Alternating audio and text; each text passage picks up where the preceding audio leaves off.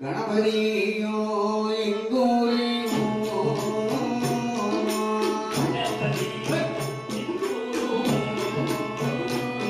நான் கணதியும் உணவடிய அருமுகமோ உஞ்சனமே உனைப்பான அடி வாழுவே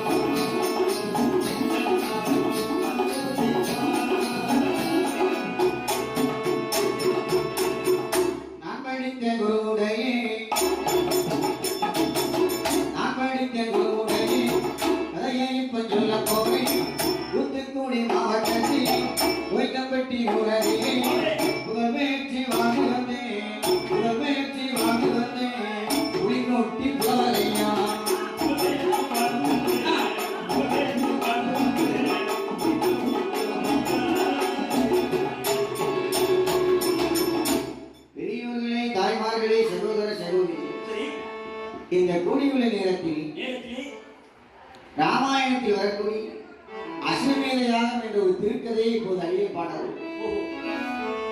நான் வாழக்கூடிய திருக்கதையில் யாதொரு சிறு குற்றம் ஒரு குற்றம் எந்த குற்றங்கள் இருந்தாலும் உங்கள் பெற்ற பிள்ளையை குற்றம் செய்தால் இப்படி மன்னித்து அறிவீர்கள், அதுபோல என்னையும் என் குழுவினரை மன்னிக்க வேண்டும் என்று தாழ்மையுடன் கேட்டுக்கொள்கிறேன். ராமருடன் இருக்கதையே இருக்கதையே நான் அவைதனிலே ஆளரக்கே ஆளரக்கே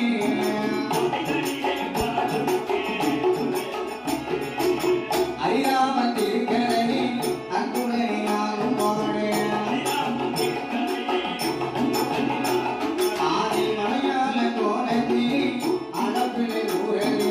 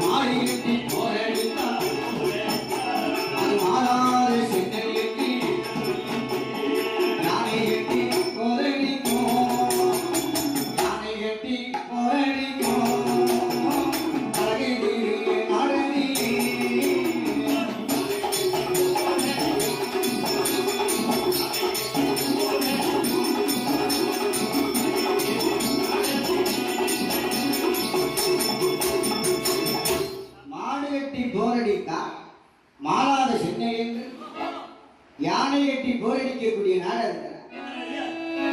அயோத்தி மாவட்ட பட்டினம் என்று சொல்லக்கூடிய தேசம். அதை சூரியகுல தோன்றலாக சீதா பிராட்டியும் இருவேரும் அந்த நாட்டை ஆண்டு வருகின்றார்களா? அந்த அயோத்தி மாமரி பட்டினத்தில் மக்கள் எல்லாம் ரொம்ப சந்தோஷமா இருக்கிறார். அங்க இருப்பவர்கள் அடுத்த இடத்திலே இறப்பவர்கள். இறப்பவர்கள் யாரு? பிச்சை கேட்கிறவர்கள்.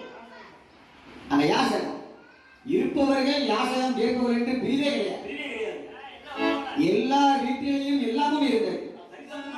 எல்லாரும் யார்ட்டையும் போய் பிச்சை கேட்க மாட்டாங்க, கடன் கேட்க மாட்டாங்க, எதுவுமே கிடையாது.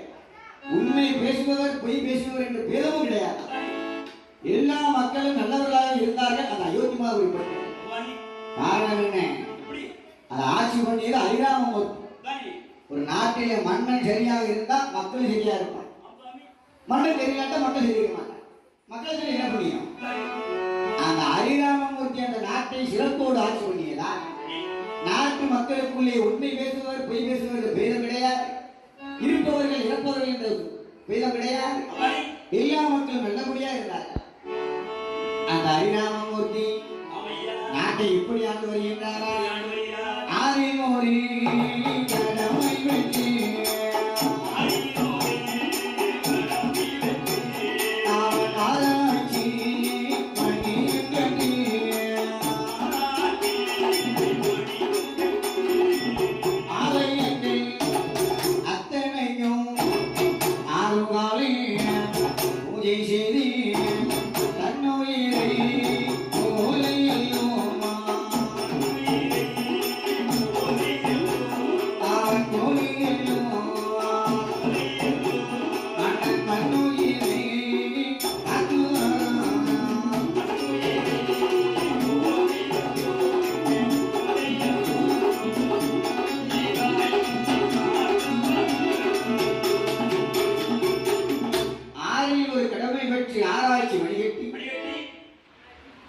அந்த நாட்டில் இருக்கக்கூடிய எல்லா உயிர்களையும் தன் உயிர் போல அரவணைத்து வருகிறார் அரிராமமூர்த்தி. அப்படி மக்கள் எல்லாம் சந்தோஷமாக இருக்கின்றார்களா? அந்த அயோத்தி மாமரி பட்டினமாவது அது எப்படி இருக்கின்றது? கொட்டையலும் கொத்தெல்லாம் வாங்கோலும் பொன் வாயிலும் சித்திர கூடங்களாம் செப்பொன்மை மாடலும்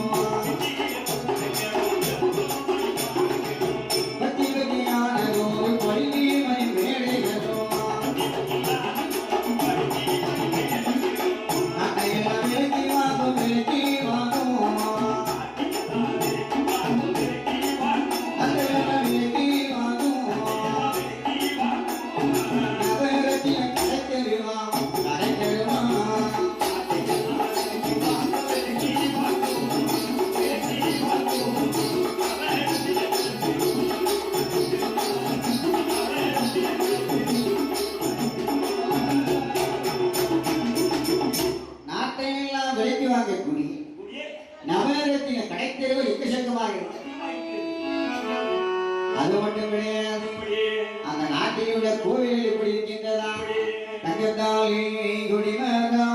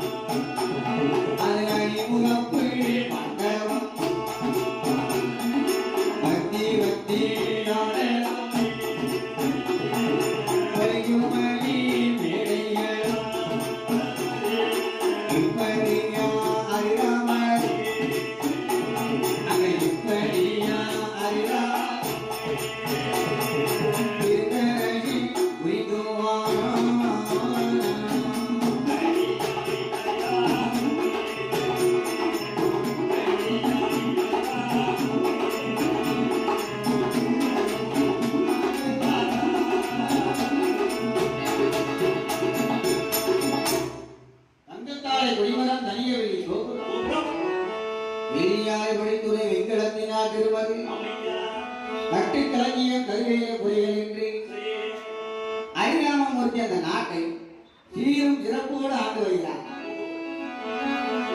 அந்த அயோத்தி மாமரி பட்டினத்தில் 16,000 தெருக்கள் இருக்கின்றன.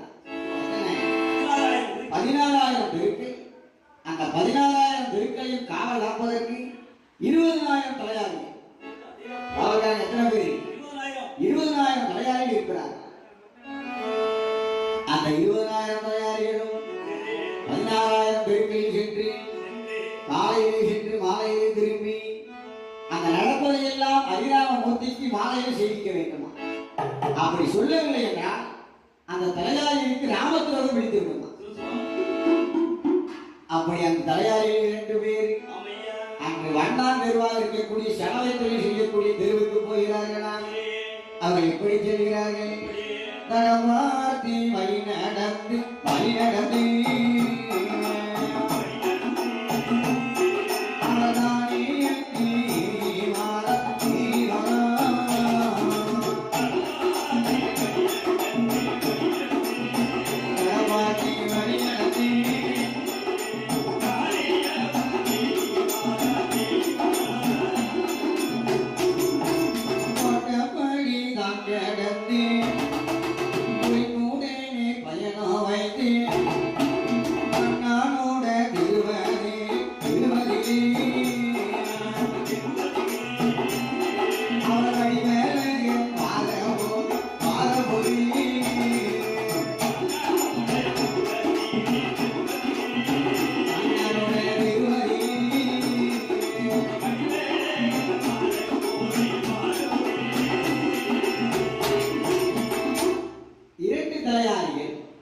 சலவை தொழில் செய்யக்கூடிய அந்த வண்ணார் தெருவுக்கு வருகிறார்கள்.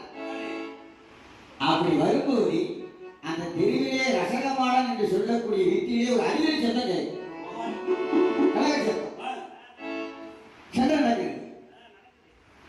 அது என்ன நேரமா?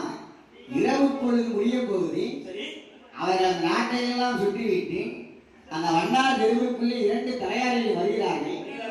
அங்கே ரசகமாடன் மயிலம்பூமாலை என்று சொல்லக்கூடிய இருவர். என்ன பேரு?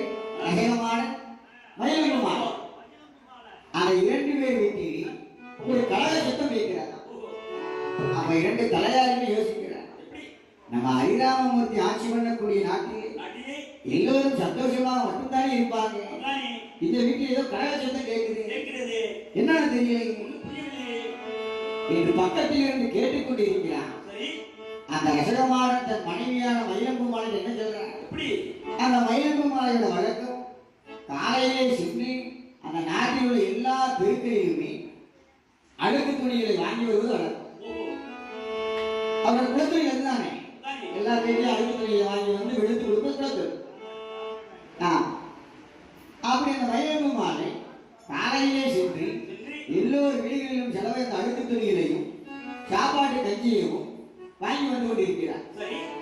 அவ்வளவு 7 மாத கர்ப்பிணியா இருக்கிறார். எல்லா வீடுகளும் சுற்றி அடைந்த கொஞ்சம் இழப்பாருங்களே. அந்த கர்ப்பிணியாக இருக்கக்கூடிய பெண்ணால் தலை சுற்றி வந்ததினாலே ஒரு அருகில் இருக்கக்கூடிய வீட்டிலே கொஞ்சம் இழப்பாரு. இழப்பாறு விட்டு வீடு வருவதற்கு கொஞ்சம் தாமதமாயிட்டது. அந்த காலதாமதத்தை கொடுக்காமல் அந்த ரசகமாடன் என்று சொல்லக்கூடியவன் தன் மனைவியான மயிலம்பூமாலையை பார்த்து கேட்கிறான், அடி எங்க போனேன்? இவ்வளவு நேரமா சிக்கடி போனேன். அழுக்கு துணி வாங்க போனியா, அடுத்த வீட்டுக்கு போனியா?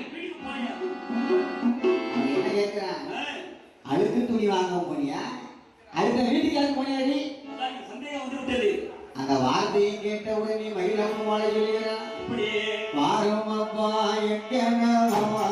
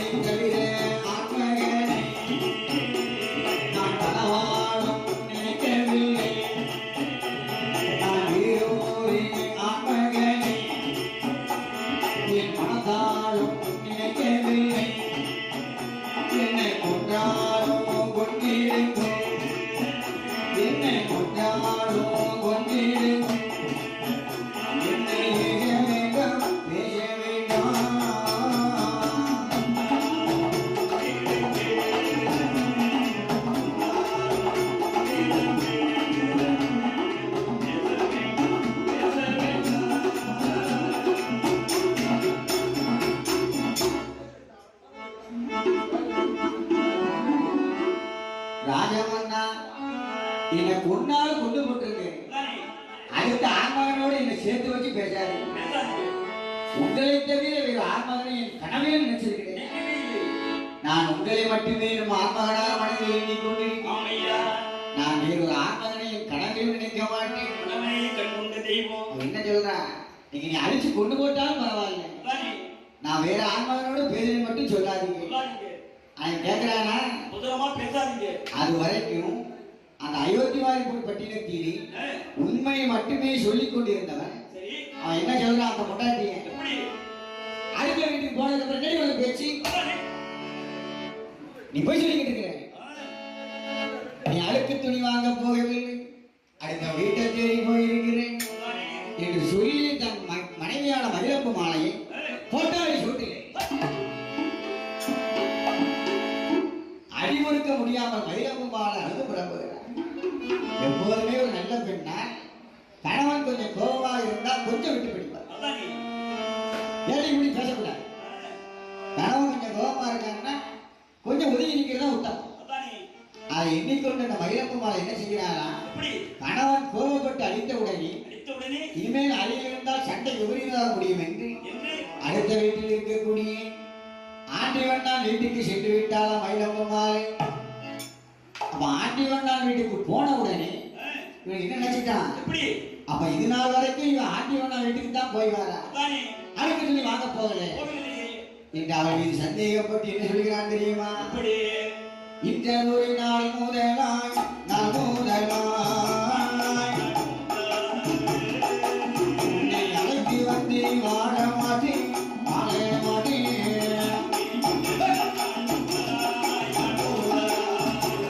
நான் முதலாய்.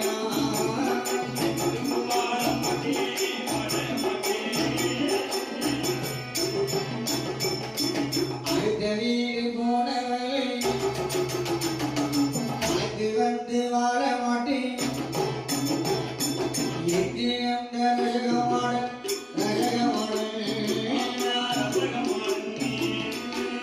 அவன் எடுத்து வைக்கும் வேலையிலே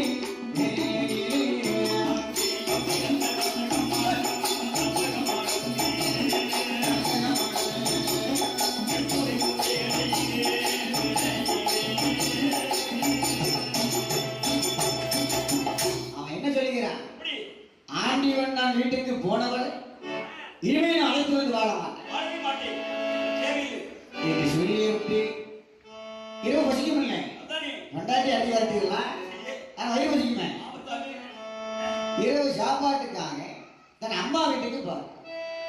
என்னை இன்பமாக பெற்றமாக மாறா எனக்கு வயிறு பசிக்கின்றது, கொஞ்சம் அண்ணன் இருந்தா போடுமா. போடமா அப்ப என்ன சொல்றா? எப்படி என்னப்பா அழுக்கு துணி வாங்க போன உன் பொண்டாட்டிங்க வரலையா? வரவில்லையா நேரமாகி விட்டது, பொழுது சாய்த்து கொண்டு இருக்கிறது, அதானே போய் மருமகளை கூட்டு வா, நேரம் ஆகுதுல்ல. அதுக்கு அவன் என்ன சொல்றான்? எப்படி அது வரைக்கும் அயோத்திமாவளி பட்டினத்தில் பொய் பேசாதவர்கள் சரி முதலா இந்த ரசகமான பொய் பேசுறான். அதானே தன் தாயார் என்ன சொல்றான்? எப்படி அம்மா அம்மா இனிமே அவளை பத்தி என்கிட்ட பேசாத. பேசாத அவ அழுக்கு துணி எடுக்க போனவ ரொம்ப நேரம் தாமதமா வந்தான். அதானே நான் ஏன் தாமதமா வரேன்னு கேட்கத்தான் செஞ்சேன். அதானே என்ன போல வாடான்னு பேசிட்டான். அதானே அவ அப்படி பேசினாளா? பேசினாளா?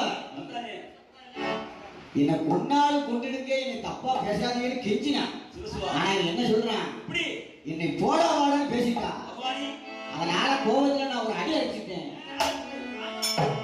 அடிச்ச உடனே அவன் எங்க போனான்? எப்படி அடுத்த ஆண்டிவனா வீட்டுக்கு போயிட்டான். அங்க என்ன வேலை அவளுக்கு ஆண்டிவனா வீட்டுக்கு என்ன வேலை அவளுக்கு? அடுத்த வீட்டுக்கு போயிட்டான். தாயாருக்கு போகணும் அடுத்த வீட்டுக்கு போனவளே இனிமேல் அழைச்சு வந்து வாழவே